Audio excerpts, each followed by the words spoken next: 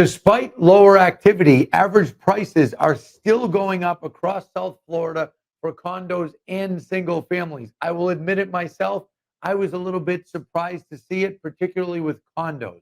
Anthony Lamacchia here, broker owner of Lamacchia Realty, serving all of South Florida. I am here to give you a breakdown of the recent housing reports that we put out for the first quarter and just talk about them a little bit. When I take a look at some of these reports, I'm going to pull them up on the screen here.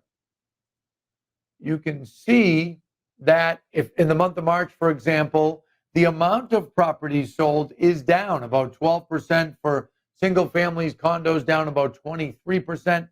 But the prices, single families up 22%, average prices up 3.9%. For condos, the prices are up. I think 22 is a little bit of an anomaly.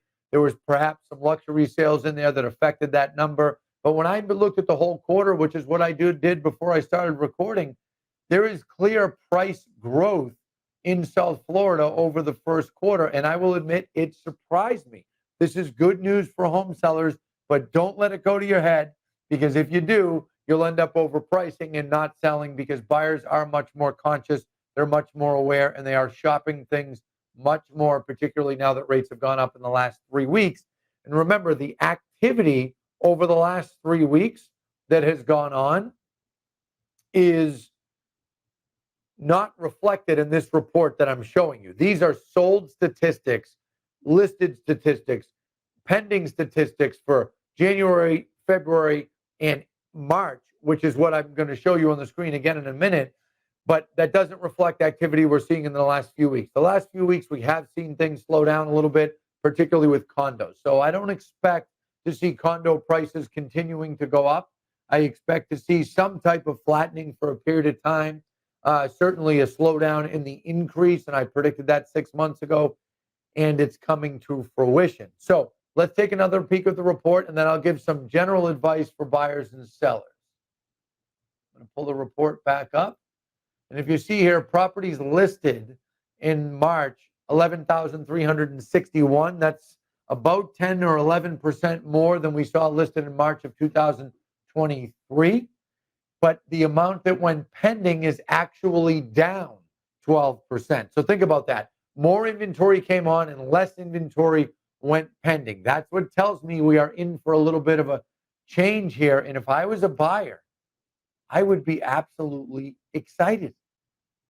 I would be excited because buyers, you've been complaining about all the multiple offer situations and all the competition, particularly 2 and 3 years ago. It's gotten a little bit softer in the last, coming up on 2 years or 18 months or 12 months. Now it looks like it's going to get even a little bit softer, particularly for condos. That is good news for buyers. Be excited, but don't overplay your hand.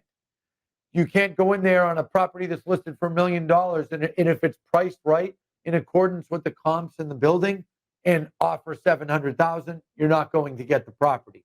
On the flip side, if you're a seller, remember what I said, don't overdo it, don't price too high. We have seen some change in the amount of activity and the amount of demand in recent weeks, now that rates went from around 7% to 7.5%. That's all, folks. To see these reports, to see the details, log on to lamacchiarealty.com. Go to the resources section in the top right corner, click on that. Go to housing reports, and you will see our South Florida housing reports mixed in there with our New England housing reports, okay? Don't forget, home sellers, the amount of buyers that we are sending from up here in New England down to our Florida realtors every day of every week benefits you. So if you're selling, remember, we've often have the buyer for your property already lined up, ready to go. That's all, folks. Good luck. Happy home buying. Happy home selling. Thank you.